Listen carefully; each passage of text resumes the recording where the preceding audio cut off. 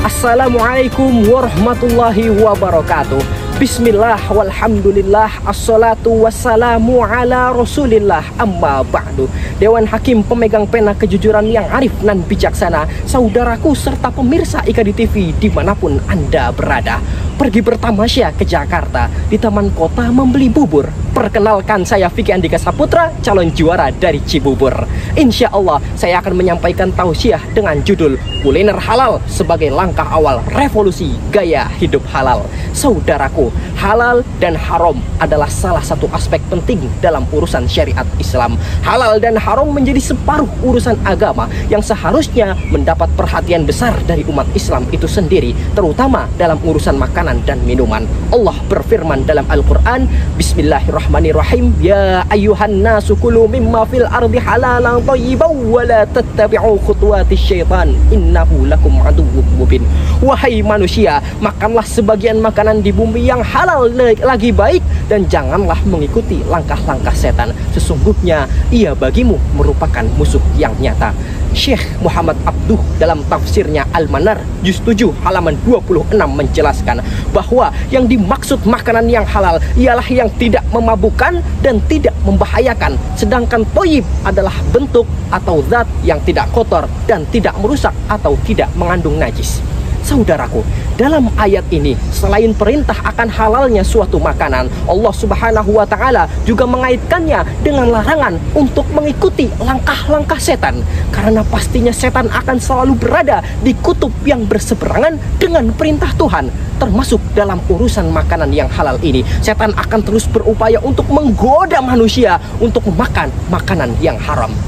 Saudaraku, jika kita menilik ke belakang dan membuka lembaran sejarah, bagaimana moyang kita bersama Abul Bashar, bapaknya umat manusia, Nabi Adam alaihissalam beserta istrinya Hawa yang berhasil digoda oleh setan sehingga mereka mendekati pohon larangan dan kemudian memakan buahnya yang mengakibatkan mereka dikeluarkan dari surga.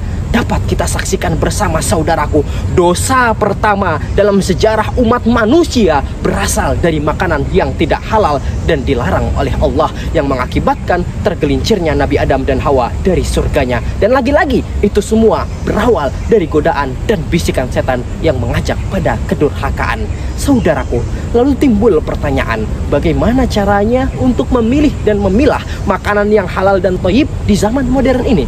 Saudaraku, dalam tafsir Al-Misbah, Profesor Quraish Shihab menjelaskan bahwa tidak semua makanan dan minuman yang halal otomatis thayyib, dan tidak semua makanan yang thayyib otomatis halal. Maka makanan yang baik itu adalah makanan yang halal, baik dari sisi zatnya maupun sifatnya. Halal dari sisi zatnya yang berarti dasarnya tidak dilarang oleh Allah, dan halal dari sisi sifatnya yang berarti makanan tersebut diperoleh dengan cara yang halal dan uang yang halal, bukan dengan mencuri dan lain sebagainya.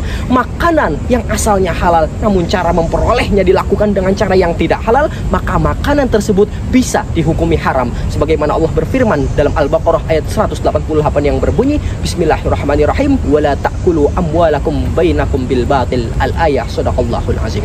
Saudaraku, Rasulullah juga telah mewanti-wanti kita melalui sabdanya, kullu lahmin nabata min suhtin fannaru aula bih. Setiap daging yang tumbuh dari sesuatu yang haram, maka api neraka untuknya. Hadis riwayat Tabrani. Maka saudaraku, dari awal hingga akhir dapat kita tarik kesimpulan bahwa sebagai seorang muslim, memperhatikan urusan kehalalan makanan adalah sebuah keniscayaan. Kehalalan makanan pun menjadi jalan kedekatan kita kepada Tuhan. Nabi pernah berpesan kepada sahabatnya, a'tib ma'aka takun mustajabat dakwah. Baik-baiklah engkau dalam urusan makananmu dan pastikanlah kehalalannya, niscaya doamu akan mustajabah. Hadis riwayat Tabrani. Maka mari kita gencarkan revolusi gaya hidup halal dan selalu berhati-hati dalam menjaga kehalalan dan kebaikan dalam berbagai sendi kehidupan. Mudah-mudahan Allah Subhanahu wa Ta'ala menerima segala amal perbuatan kita dan menjadikan kita manusia yang diridai olehnya. Amin ya Allah ya Rabbal Alamin. Sekian yang dapat kami sampaikan. Pergi ke sawah menanam padi, padi dijual ke Andalusia. Mudah-mudahan acara IKADI selalu menjadi rahmat bagi Indonesia. Jangan lupa dukung Putra dengan like, share, dan subscribe. Wassalamualaikum warahmatullahi wabarakatuh.